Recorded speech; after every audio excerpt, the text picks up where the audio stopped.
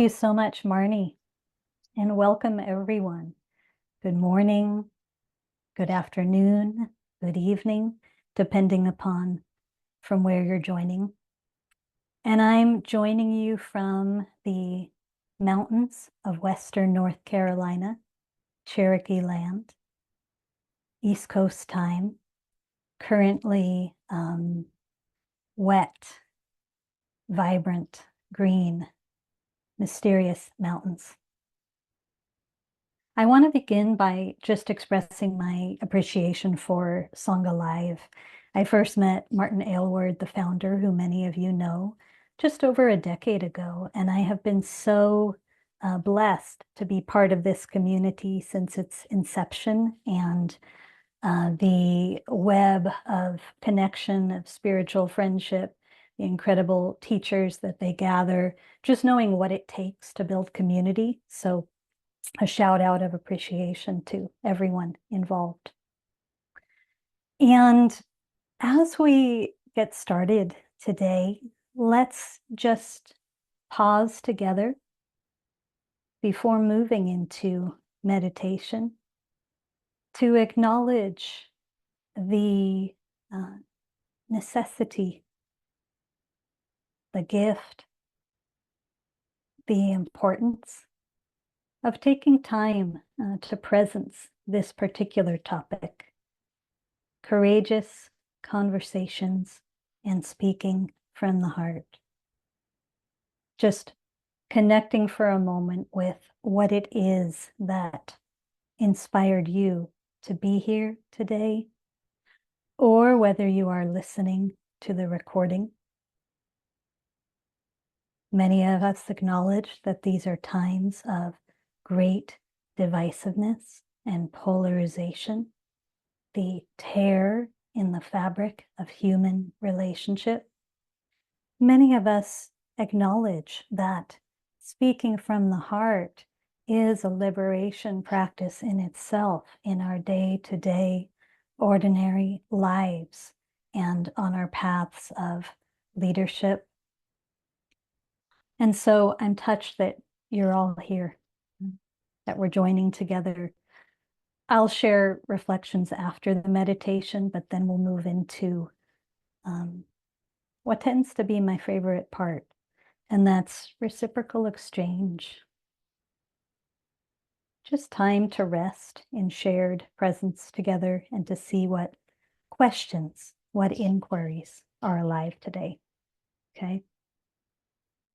The invitation now is to continue to rest in listening as meditation together and to take our seats, a Zen instruction that points physically and metaphorically to how we choose to show up in each moment, to show up aligned with ourselves, present, resting in the support of the earth below.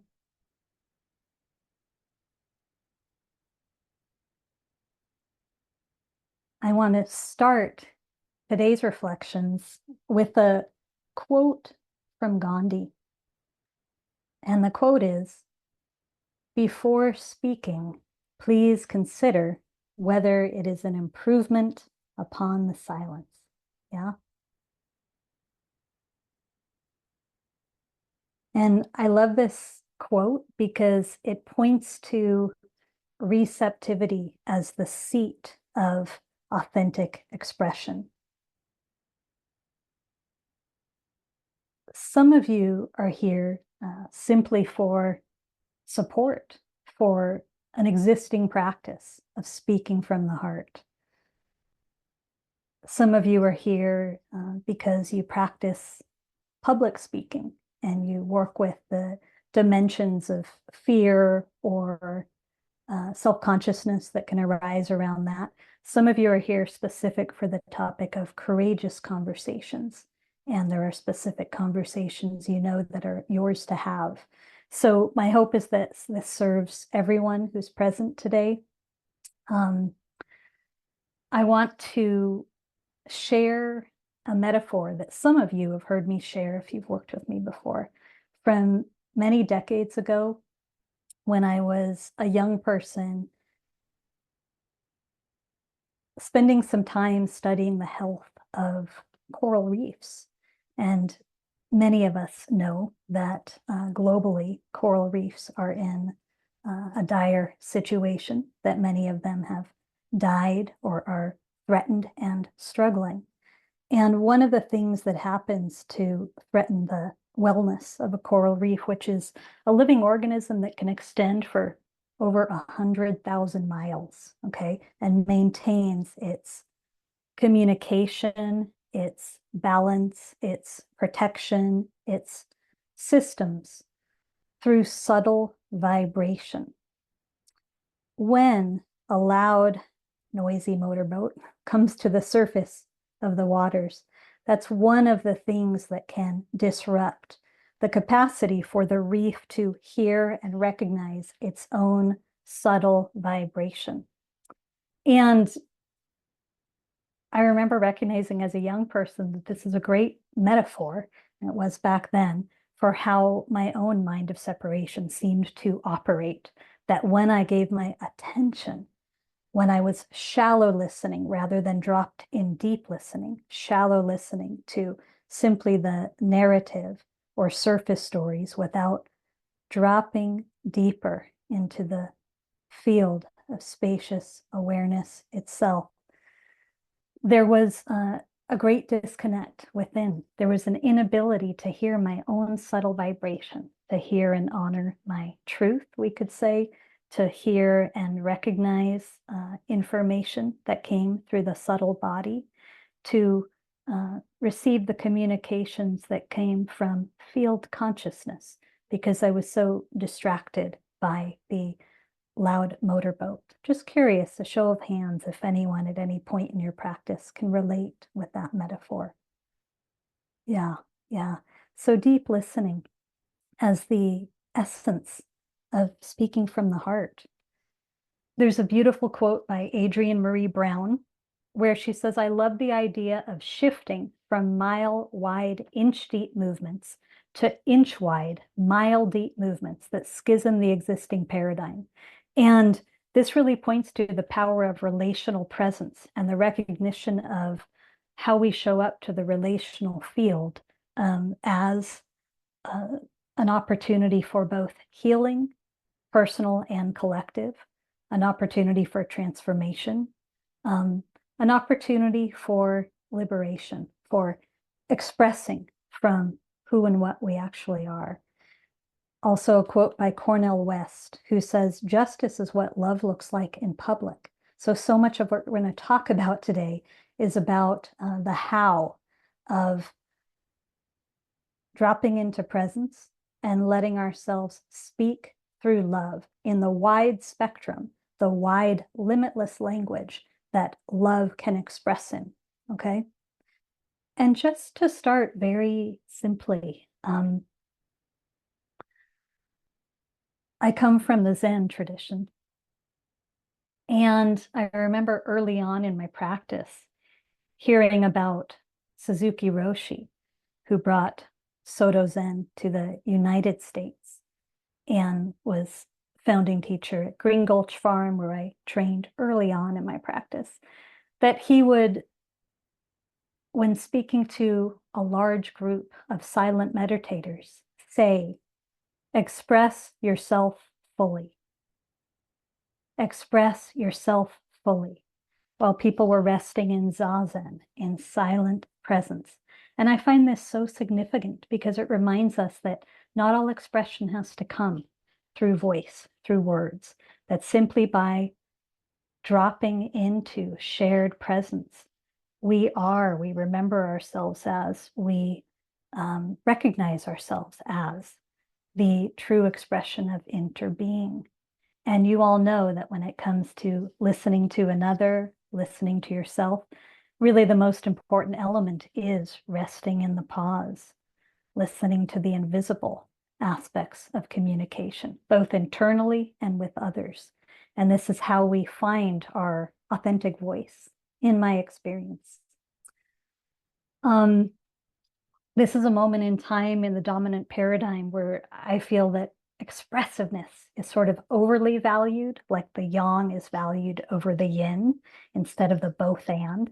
So for every conversation we find ourselves in, an expectation that we need to have a solid opinion, or more and more people communicating through forms like social media and Facebook, and from my witnessing, a kind of needing to express without dropping equally into receptivity. So one of the teachings I love through Dharma practice is that innate balance, but of the yin and the yang, the receptive and the expressive, that they go hand in hand.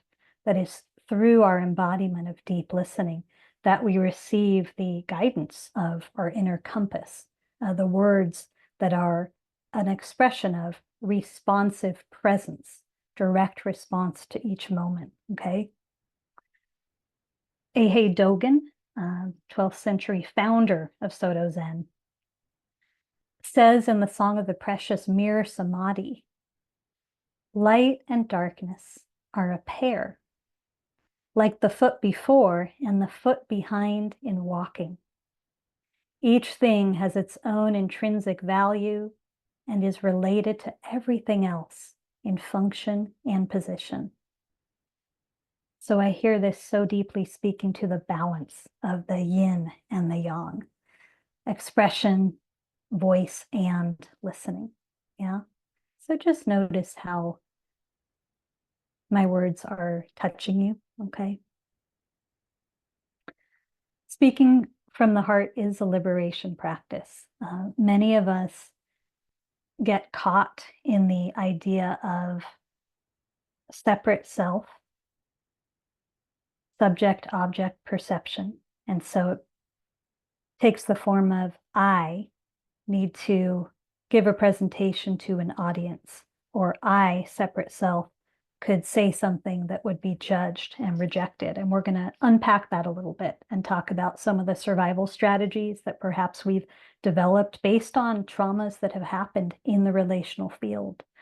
But it's important to remember that we have a choice in every moment, and a choice of how we show up to the relational field as a full expression of our practice. So just pause, taking in a conscious breath.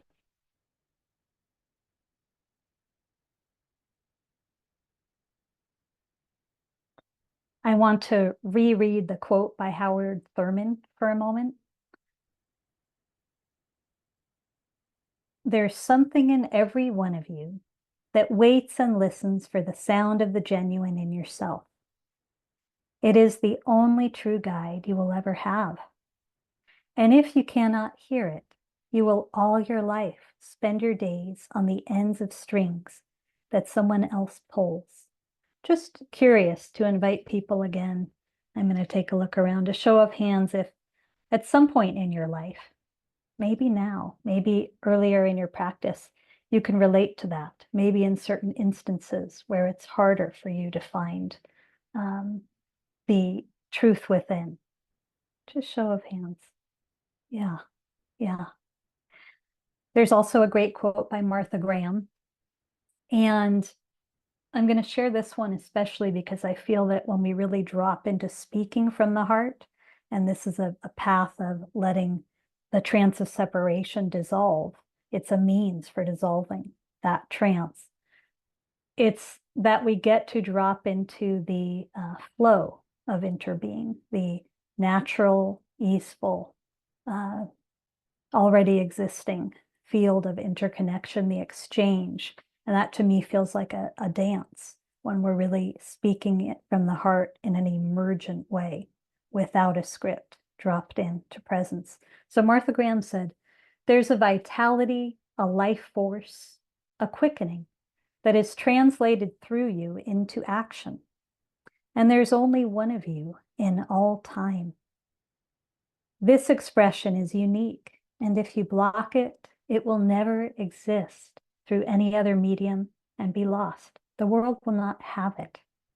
It is not your business to determine how good it is, nor how it compares with any other expression. It's your business to keep it yours clearly and directly, to keep the channel open. You don't even have to believe in yourself or your work. You have to keep open and aware directly to the urges that motivate you. Keep the channel open.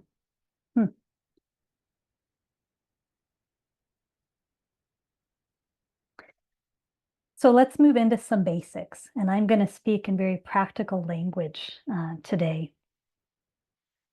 First, let's touch the basics of mindful speech.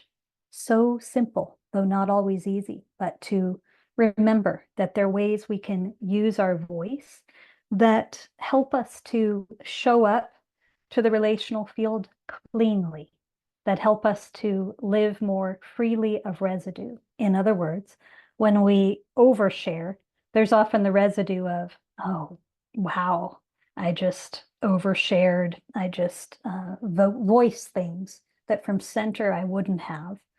I just abandoned myself or left presence through the field of communication. It was really, really bad. And on the other side of things, there might be the residue of leaving a meeting or a conversation, feeling that you underexpressed. You didn't say what was yours to say. Maybe you got talked out of it by the conditioned mind. And again, there's residue. Just to bring in one of my favorite quotes, but another Suzuki Roshi piece of wisdom is an encouragement to live our lives as if we were a good bonfire. Living our lives as if we were a good bonfire, leaving no trace of ourself. So when we enter a conversation and we allow there to be the residue of oversharing, of missharing, of using our words to cause harm, or of undersharing, of dishonoring this being, there is something left. Yeah. So very simple questions we want to ask ourselves. And the first is, does something need to be expressed? Is there something that needs to be expressed? And if so, because sometimes we find, no, this is something I still need to sit with. This is something I might need to sit a lot with. This is something I still haven't gotten at all clear enough in my own being to bring forth to the person or persons that it involves. Second, is this something that needs to be said by me? Sometimes it is. Clearly, it's for me to express. It's my responsibility, my loving responsibility to express this. Sometimes it's crystal clear. No, it's for someone else. The next inquiry is, does this need to be said right now? Yeah, does this need to be said right now? And again, we listen within to the inner compass, to our internal feedback system, which is the feedback system both of our subtle body awareness of this body mind, and we can say the feedback system for all of life on earth, for the shared field of communication. So it's a place of wisdom. And sometimes we recognize now's not the time. Yeah. So that some simple questions that point us to basic mindful communication. Along these lines, many of you know that you like to check in to see if you feel resourced enough to have a courageous conversation, resourced enough to present something that feels edgy or will stir discomfort or might take every ounce of courage you have within you. So checking in, am I resourced? And maybe perhaps, is the person I'm going to share this with resourced? Is this the time? So even in my own home, my husband and I have protective agreements about the morning. The morning is time for practice. It's time for our connection with the invisible, with the more than human world. I don't want to meet the human world without honoring fully my devotion to those realms. The evening is a time for rest. And so those aren't times when we would bring up certain topics. That midday, as long as neither of us is in the middle of work and we're both available and resourced, that's good time.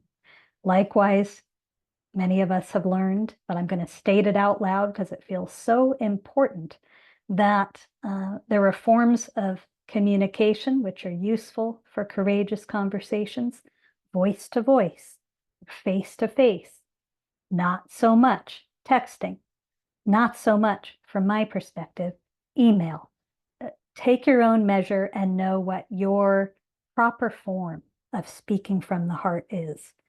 But this is a place, just given the way our world is set up today, that I think we all could be much kinder with each other about and much clearer with one another about. The relational field is a mirror. It's a mirror for what needs to be healed. It's a mirror for where each of us stands in relation to self-acceptance.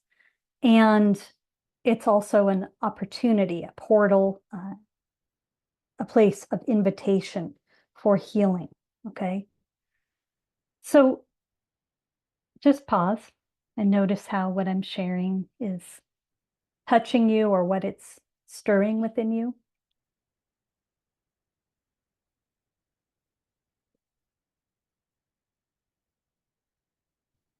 Many of today's teachings come from a book that I've written many years ago called Relational Mindfulness, a handbook for deepening our connection with ourself, each other, the planet, and some come from the book Luminous Darkness that I wrote more recently for those who want to go deeper. Let's take some time to just look at, in a very down-to-earth way, what comes up for us in the relational field around difficult conversations. Many of us have received judgment, rejection, have been treated harshly at some point in the past for how we've used our voice. The relational field and its identification with the separate self within the dominant paradigm can be brutal. And so, we've all used our voices in ways that have led us to feel embarrassed or judged or rejected or not seen. It's important to acknowledge this because through wisdom, we created survival strategies that then inform how we speak or how we're willing to speak going forth. And let's just pause and note that this is not just personally, this is collectively, this is historically. There's a great quote that I'll share going back to the Copernican revolution, when many people were killed for claiming that the earth revolved around the sun rather than being the center of the universe. No one wanted to hear that. It was so far out of the dominant paradigm. So Giordano Bruno was burned at the stake for stating this. And his statement at the time before death was, "I await your sentence with less fear than you pass it. The time will come when all will see what I see. Maybe you who condemn me are in greater fear than I who am condemned." I love that quote. So, yes, we have a legacy of burning people at the stake globally for using their voices, for speaking truth, for saying things that we didn't want to hear. We've been burned at the stake. We have that memory in our DNA. So just to be aware of all of that, when now that today, one of the top 3 human fears, fears in human consciousness is public speaking, doesn't come from nowhere. It comes from these memories. And many of us have learned, therefore, to put on masks from time to time. We don't have to judge the process of putting on masks, but we want to bring compassionate awareness to it if we want more freedom within the relational field. Many of us lean into roles that feel safer to bring to the relational field. So just as some examples to ground this.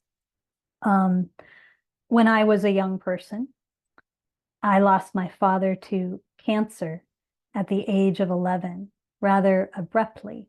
He was just told one day that he had 1 month left to live due to a misdiagnosis.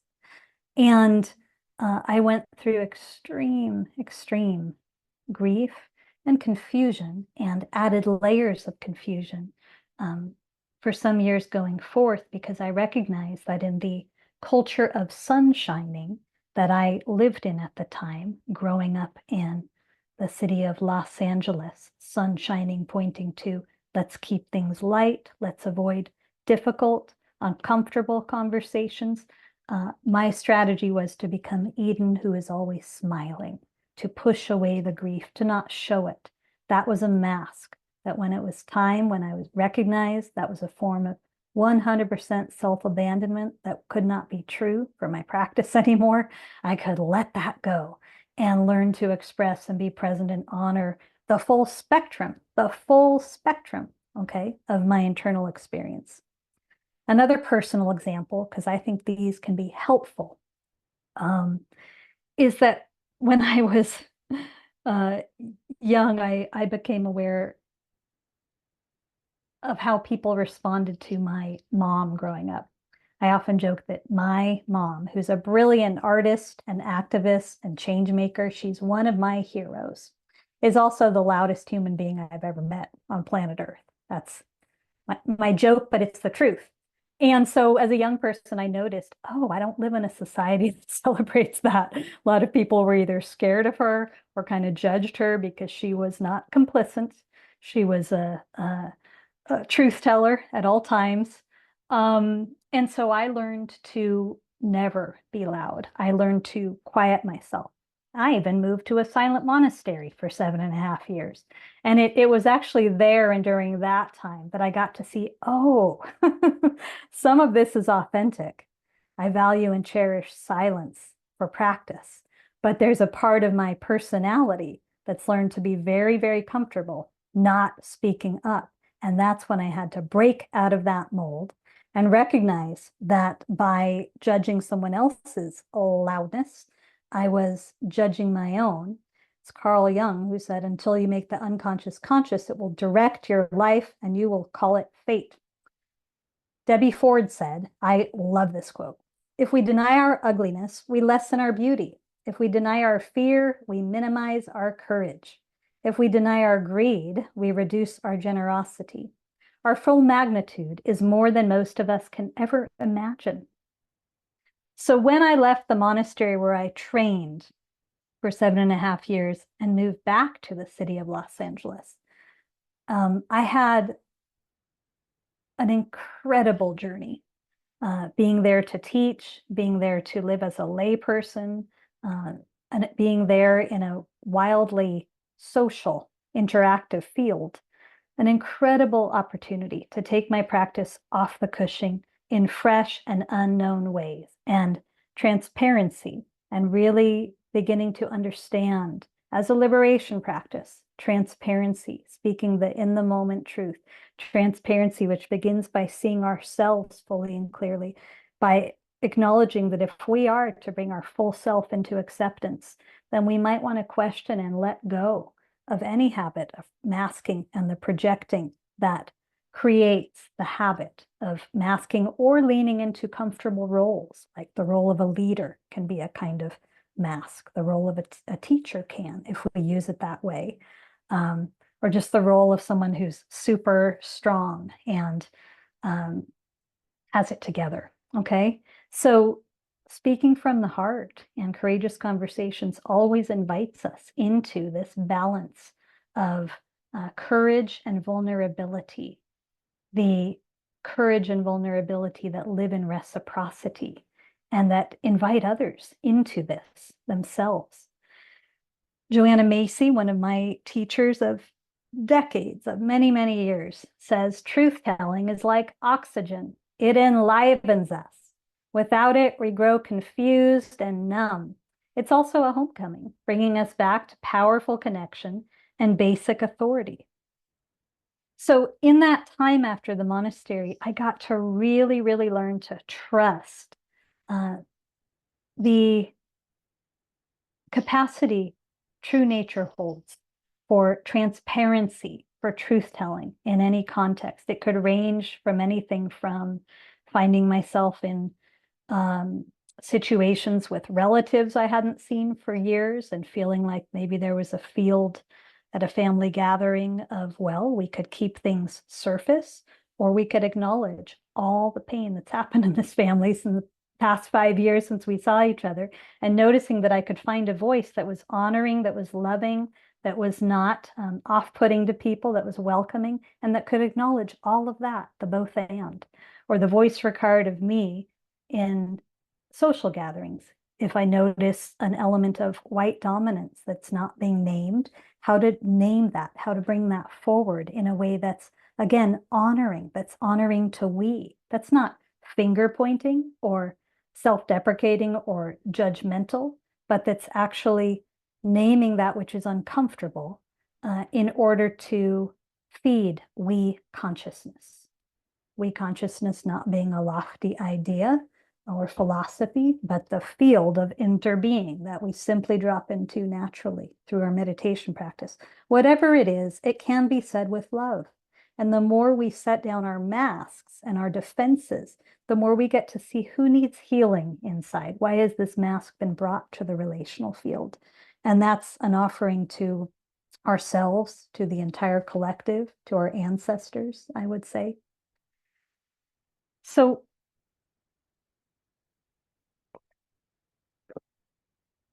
I want to offer some practical encouragements. And I would also say, if any of you don't so much want to take notes right now, so you can just be here resting in full presence, you're welcome to send my assistant an email this week. We're happy to share a handout, okay? Just give us a little time. We're a small organization with a lot on our Dharma plate. So the first encouragement, a way that I often frame it for my Sangha is that the relational field becomes a field for bridge building. We could say bridge building across the abyss or illusion of separation. So we show up to a conversation, a group situation, whatever it is, and we get to see arise in this mirror of relating. Projections that we hold, assumptions of based in I versus you or different and other. We get to see the assessing mind, putting things higher, lower, the binary perception that occurs. We get to see ways that sometimes we leave ourselves out rather than belong ourselves as a practice. And belonging is a huge, huge topic. So in stating that, I recognize I could speak volumes about that, and maybe we will more in the Q&A. But that simply by acknowledging, okay, here I am, and I'm arriving with some gunk, some superficial layers in the surface mind. I need to first be willing to pause and see what those are if I'm going to bring myself wholeheartedly to this connection. We might arrive and see, okay, there's projections that the other person is judging me, or that the other person will judge me harshly if I voice something vulnerable. We might notice assumptions we're making that are feeding separation. But I feel that our first and primary job is to really be aware through our meditation of what is arising right now and how am I relating to it. That's a continual Dharma inquiry, and what that asks us to see and let go in the relational field. So just as an example, when a gift in my life was that the reason I left the monastery where I trained was because I got Lyme from a tick bite and was navigated extreme ups and downs of illness for about 10 years before I knew what it actually was. But what was beautiful about that is at the same time that I was growing in my leadership position, in my leadership capacity, being asked by my teacher to teach so many places, I was experiencing extremely uncomfortable states within myself. I was feeling incredibly weak. I was feeling not so confident about no longer being the energetic Eden I had known from the past. I was feeling vulnerable about having a mysterious illness, all of that. And the beauty of someone who held me in fierce compassion saying, you're still completely adequate to do this. That's why I'm asking you to. So I would get up to teach. And I remember the first time that I arrived to share with a group of people from the depths of my heart, from the heart of my being. But I needed to first state out loud, I'm really grateful to be here with all of you. And I'm also feeling incredibly physically fragile this evening, really exhausted. And it feels important to name that both and, so I can be fully here with you and not in any form of pretense or concern. Just naming transparently what is at the surface level that needs to be named is a really important practice. And many of you know this. Another important practical theme is to always, always take our seats before entering important conversations. What does it mean? We each have a different pathway to grounding, to centering, to embodying presence. We take our seats before, during, and after conscious relating. As my dance teachers say, drop your anchors. That's a great phrase for this. And right now people can practice. Like, what does it mean for you to drop your anchors? From where in your body mind do they drop? What does it feel for you to take your seat? And to know how to continually come back to that in the relational field. The third encouragement is to lean into discomfort or awkwardness or whatever it is.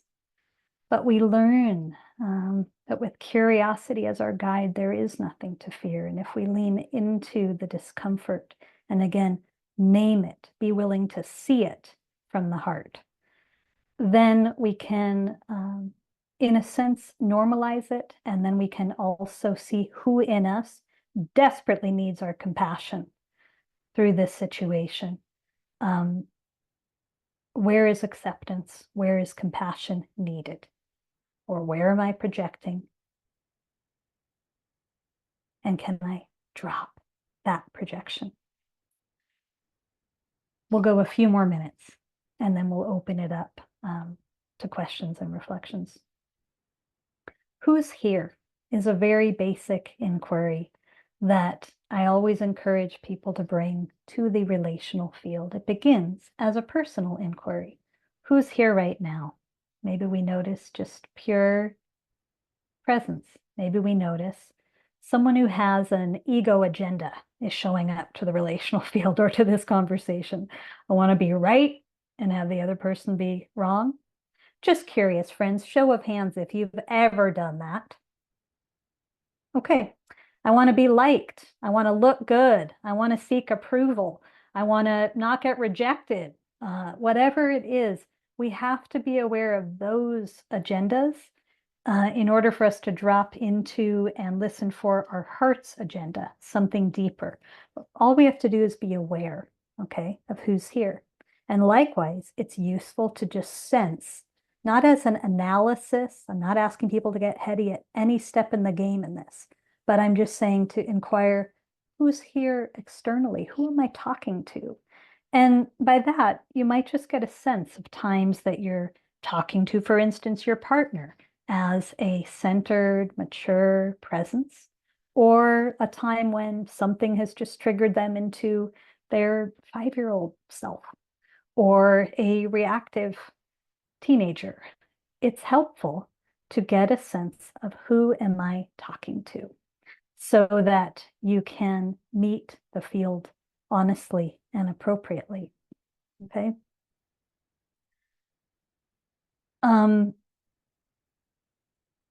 Speaking the microscopic truth is a really, really helpful invitation for difficult conversations. And this means that we can anchor ourselves in listening within and out in a more subtle body awareness.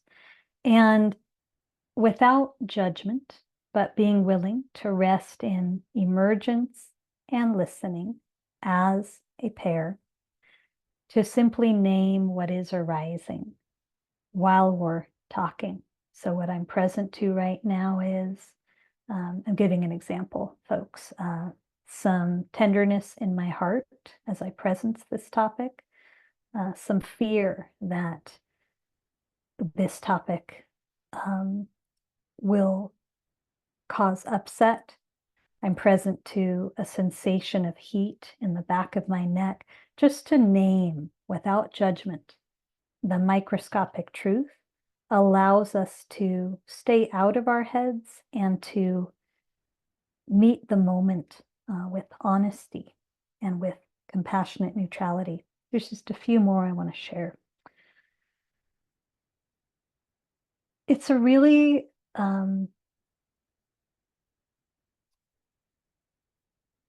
powerful gift of practice, I would say, that we can learn through watching ourselves and how we operate, through paying attention to what causes, leads to suffering, and what helps us to remember who we are, our own habits of getting caught in story, and how slippery the slope can be when we are telling others our story or getting heady about our stories. I hope people know what I'm pointing to. The invitation I want to offer is that we can, at all times actually, learn to speak more on the level of process than content. And we can find more freedom through that. Through process focus, we can share. I'm aware that when I receive difficult feedback, my jaw tenses, my belly becomes contracted, and I begin rejecting myself. That's an example of sharing process. Content would be like, so last week I was talking to so-and-so and they said this to me and it reminded me what someone else said to me 5 years ago, and that reminded me of what my mom said to me when I was 8. I'm not going to continue, but we can go off into story in a way that can both unground us when taking our seats is our first and foremost consideration, and it can also take us away rather than towards the wound or the difficulty that is ours to practice with, to heal. There's such an emphasis on getting up, up, and away from our difficulties, from our bodies, from discomfort. The point of practice is to come home, down, down, and into experience as it is, in order to remember who and what we actually are. I would like to share a quote from Luminous Darkness to bring these reflections to a close and then open it up so I can connect with all of you. And some of what I'm sharing today comes from a 6-month training that I offer called The Heart of Listening. And I talk a lot about what it's meant in my life, certainly post-monastic, coming into the world with the commitment of living and teaching in the world without being of the world. That means without abiding by the collective conditioning that was not true to my heart, being aware of the intersubjective nature of conditioning, which means the fish does not always see the water in which it swims. If our neighbors, our society is sharing ideas about how we're supposed to be socially, what contracts we're supposed to have with one another in terms of keeping things surface or not, or in terms of behaving certain ways. This Dharma is a path of reclaiming the authority of the heart, the shared heart. So we need to set aside the conditioned manuals we've been given. So just to take in this for a moment. This is in a section of the book called From Humiliation to Humility. And I'm talking about that when we're willing to go beyond me versus you, we can experience and facilitate shared consciousness. Facilitate means to make easier, okay? We're all called to lead on behalf of what we love and the future we wish to create. This is true whether we're in professional leadership positions or are parents, educators, activists, artists, or members of the human family hoping to leave the world a better place. The more we move beyond binary perception, the easier we can embrace the paradigm of leading with our whole selves. We can learn to lead in the dark and be led by the dark. Research has shown that fear of public speaking is one of the top 3 human fears. Through the framework of conditional love, a framework in which we often feel judged, we've all experienced moments in which we felt embarrassed or feared that we would appear stupid in front of a group. The dominant paradigm teaches that leaders are not meant to experience doubt, fear, fragility, or make mistakes. A leader needs to present their best self all the time, correct? Leaders are in essence meant to transcend humanness, and this is a faulty proposition. We must also contend with the long legacy of spiritual teachers and wisdom keepers sitting on a pedestal, imparting wisdom in a way that can feed this concept of perfection versus failure, okay? And then people who might be called to step into leadership roles or just use their voice more openly in service in their community don't do so out of fear of humiliation that model perpetuates, okay? So the idea is that success is that there's no room for uncertainty, doubt, a wrong term, or even an honest mistake. The idea is that success, similar to enlightenment, is to attain a perfect state. You're either 100% successful as a leader or must be considered deficient and a failure. Collective conditioning has taught us that if the force carrying you forward into the unknown is not based upon supreme confidence, then you ought not to move. But in reality, we all fail sometimes, and we all fail at meeting often artificial or unrealistic standards.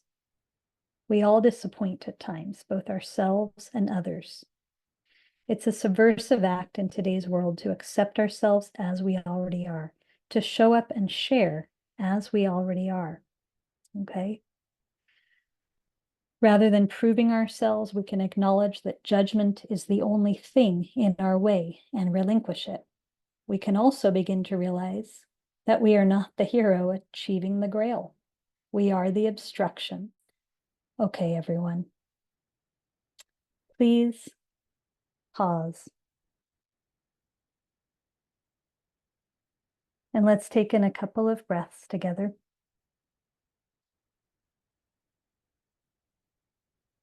And I would like to invite any of you who want to bring your voice in to do so. I'd love to engage with you live.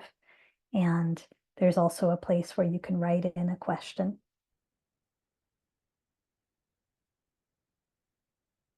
And so let's begin. Who would like to start us off? Marnie will be helping us with this part of things.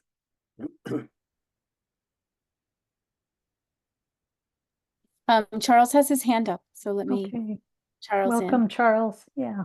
Good morning. 2 quick things. First, can you just give me the ending of the Carl Jung quote about the unconscious and the conscious, bringing it up? I don't remember that. If you give me a moment. Yeah, okay. But I'll ask the question I have as why well. don't you do that? Yeah. Okay. You said that it is important to pay attention to process before substance, if I understood you correctly.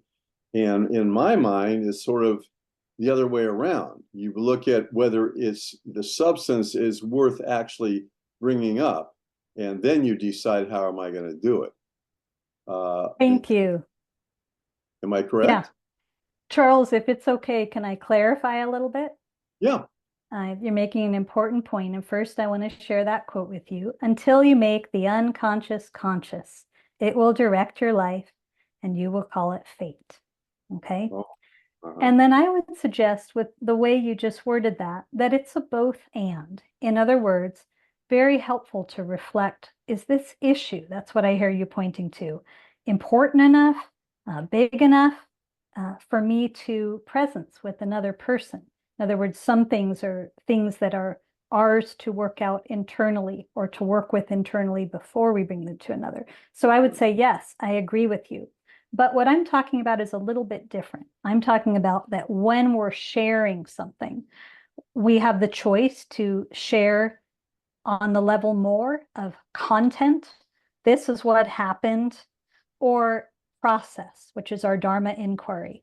Our Dharma inquiry is what's happening right now and how am I relating to it? So, for instance, when I trained as a monastic in the silent monastery, twice a week we came together to share process in group. We wouldn't share from the place of, so and so said this, and that happened to me, and then that happened from there. And we shared what I'm looking at based on the happenings this week is how, when someone gives me a certain look, my conditioning interprets it as rejection and how that manifests inside. So that's just an example. It doesn't mean we never bring in content, but what I'm pointing to is, as a facilitator and a practitioner, I've witnessed how easy it can be for people to get lost in the content or over-identify with story through the content or identify with the victim through content instead of getting to the heart of the matter. The heart is in process. What is happening now and how am I relating to it? That's where we have choice as practitioners. Does that give some clarity?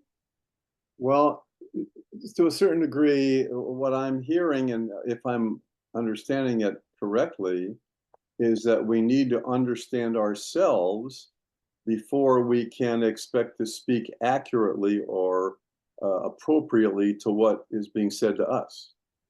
That's a very good reflection. Yes. And so, as I shared, and as we all know through experience, the relational field provides a mirror for us to see what arises in here that has been accepted, that has been left out of acceptance and wholeness, that still remains in the domain of reactivity, that stirs something from the past that needs compassion. So we do need to be taking responsibility for what is ours. Yes. Okay. Thank you for that. Mm-hmm. Yeah. Yeah. Thank you. Thank you. Who else? What's feeling alive for people in this?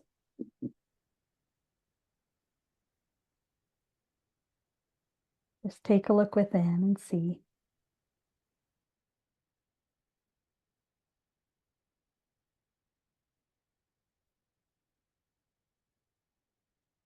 And if you're someone who's aware of a courageous conversation that you need to have with someone soon, kind of aware of what's coming up around that, know that this might be a space for you to seek support around that. All questions are welcome and all reflections. So just taking a look within.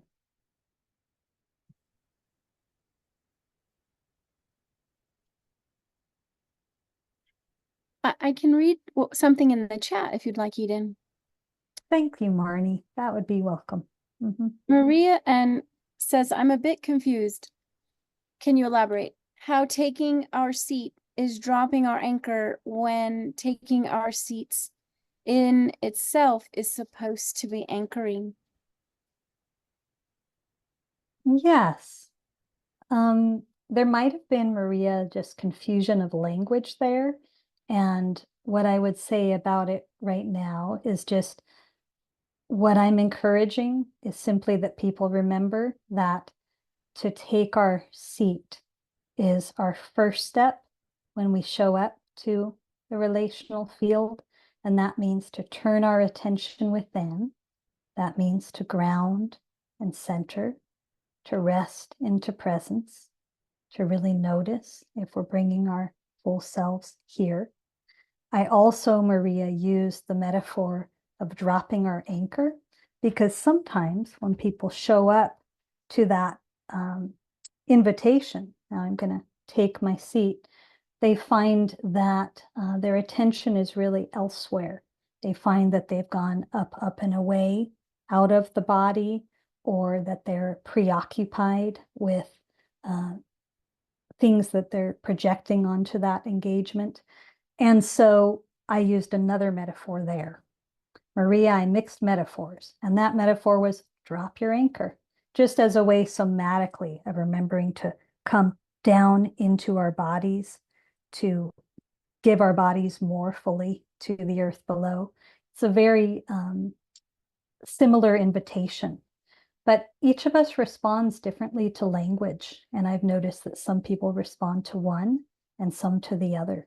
We have to each find what invitations truly resonate the most with us. Okay. Yeah. Thank you for asking for clarification. And Yeah. Marita has her hand up. Marita, do you want to join? Hi. So I just found the microphone. I just have some comments from my life. When I was a young adult, in my young adult life, going out into the world, I often found myself, and still am, finding myself in a situation by the bus stop, on the train, anywhere. A person shared their life story with me during 5-6 stops, and then they got off the train. I never came to the point where I could say thank you or anything, And when I was younger, sometimes it really weighed on me very heavily. Nowadays, I just see it as a gift, a present. For some reason, people like to share their life story with me, wherever I am. That was just something that flew through my mind today. Beautiful. Beautiful. And might I ask you to pause for a moment and just inviting everyone to reflect on those experiences that are akin to the stranger sharing with you their life story, that are akin to ordinary moments of profound depth, intimacy, and connection weaving through our entire lives. Is there anything that comes up for you, Marika, about some of the qualities that you show up with, or even a quality that you show up with, that you sense makes the door open for that? Yeah. Now, when I was young, I wasn't aware at all, and sometimes I just felt overwhelmed. But nowadays, I realize that for some reason I have an open mind, and I don't mind. I don't mind, really. Beautiful. So just that open mind and open. Many of Yes. you listening are aware, or less so, that just by having a practice that's made you someone who is more of a receptive listener, who is more of a spacious presence, who energetically someone can simply sense as a little more safe than someone filling the field constantly with I. And so there are so many ways that having a practice, whether we're aware of it or not, makes us more, the phrase I'll use is responsive presences in the shared field. Thank you for that. Thank you. Thank you. Yeah. Yeah. I'm going to go to the chat and then we'll call on Jane after. That sounds great. Yeah. Just to kind of weave it through. Josephine asks, and there's two parts, so let me read both, and that I think will get the full question. Okay. Can you explain how the quote dark can help with the themes that you brought up today I'm drawing on another talk that Eden gave to Sangha Live based on her book. How might the two themes relate or reinforce each other? Sure. I'm not entirely sure of which quote, but I'll share what's arising for me right now. And it's that when we're talking about the luminous darkness, and when we're letting ourselves redefine dark from the conventional higher, lower, good, bad, positive, negative kind of categorization we do, we really sense into through our practice. What is the luminous darkness? We recognize this field of deep receptivity and restoration that is true to the yin aspect of nature and consciousness. Now, the yin doesn't exist without the yang. They exist in constant interplay and dynamic relationship. But in the dominant paradigm, the yang has been very much held as higher. And so in this conversation today about speaking from the heart, we are touching the interplay between receptivity and deep listening, and how from there we can allow ourselves, without holding tightly to a script or a plan, to rest in not knowing and let speaking from the heart be an emergent exploration, resting in receptivity and allowing our expression to come through us. No deed there is, no doer thereof, not doing it as an I or separate self, but being the vessel for it. So thank you for that. Yeah. Yeah. Was there one more? Yes, and we have Jane with her hand up. I'll bring Jane on. Okay. Hello, Deborah, and thank Okay. you so much. That was really beautiful. I got a lot out of it. One of the things that really struck me and strikes me about Buddhism and meditation is the intertwining it has with psychology. I'm a psychotherapist, and when you shared how you were dealing with Lyme disease, I thought that was so beautiful because one of the things I learned very early on when I started as a clinician 30 years ago was the importance of being authentic and sharing. You know, today I'm feeling kind of tired or physically not capable or whatever. But I thought that was really beautiful, and thank you for sharing that. My not question, but I just am curious. I see often how challenging setting boundaries can be for my clients. And I think there's an art form of all of the things you talked about, with also expressing ways of sharing, ways of setting boundaries with compassion and love, and not to hurt the other person, but to come with this sense of being honest and authentic. I'm wondering what you think about that. Yes, setting compassionate, clear boundaries. Often this is an expression of fierce compassion. We work with both gentle compassion, our listening, our receptivity, the simplicity of being with, and fierce compassion, Manjushri sword, which cuts through delusion. And in my experience, the first thing I would offer is that we become really badass at setting conscious boundaries, the more we become badass at setting those boundaries with our own conditioned mind. And until that time, it's going to be hard for us.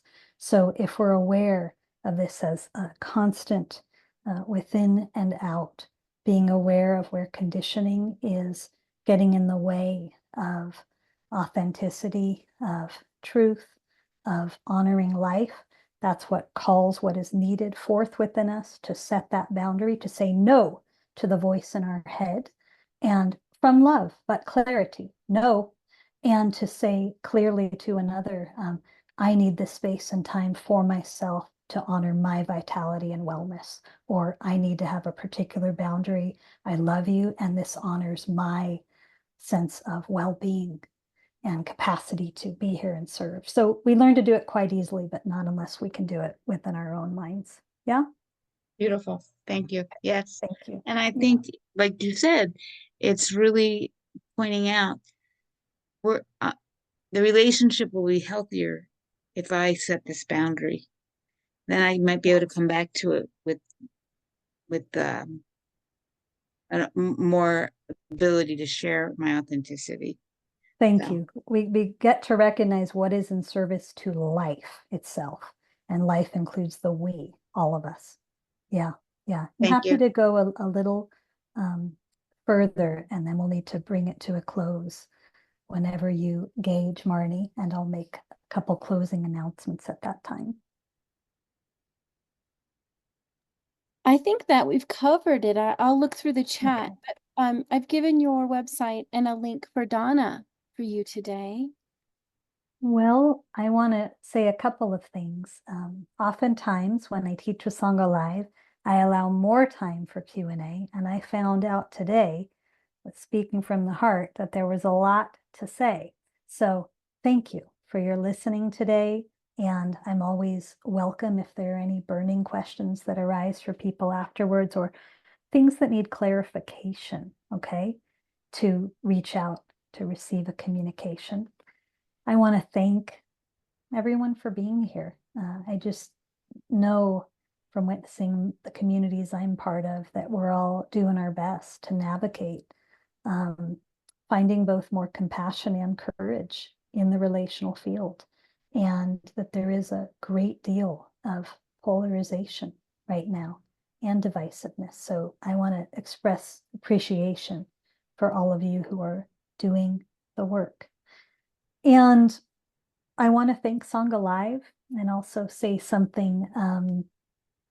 Marnie's sharing my website, and there are retreats and offerings, and also, as I mentioned, a longer training called Heart of Listening, a 2-year training called Listening to the Invisible. That's for people who are specifically in leadership positions and really interested in post-patriarchal relational leadership and relational mindfulness. And I think what I want to offer before we dedicate the merit of today's practice is just to say a little something about Donna. I know from witnessing Sangha Live, like how much work has gone into for so many years making what happens here happen. And it's an extraordinary organization. I've worked with many Dharma organizations.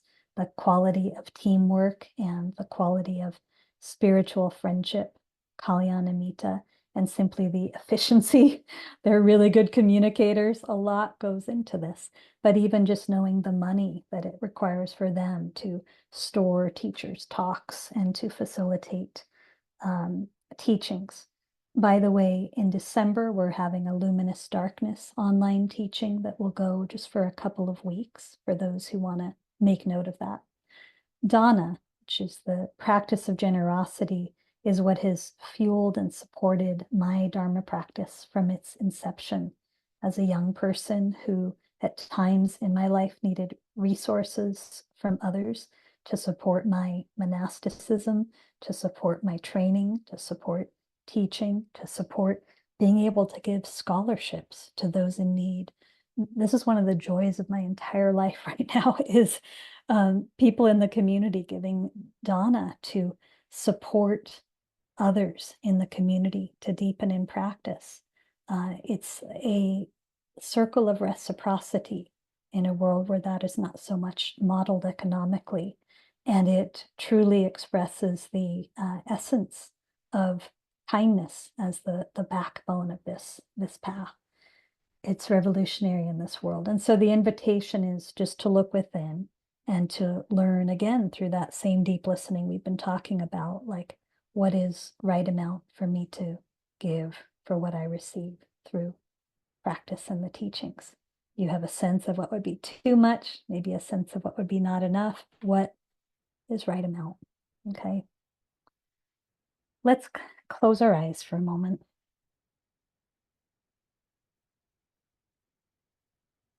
And just feel our appreciation for this community, for this time. How about appreciating yourself for showing up to this?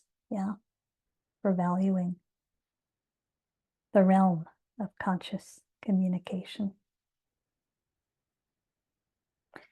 And I would like to dedicate the merit of our time together today, the quality of compassion and community and respect and courage within this field, to all beings across time and space, to all beings, visible and invisible, near and far, seen and unseen, recognizing that we practice on behalf of our collective, leaning into the support of our collective in this together.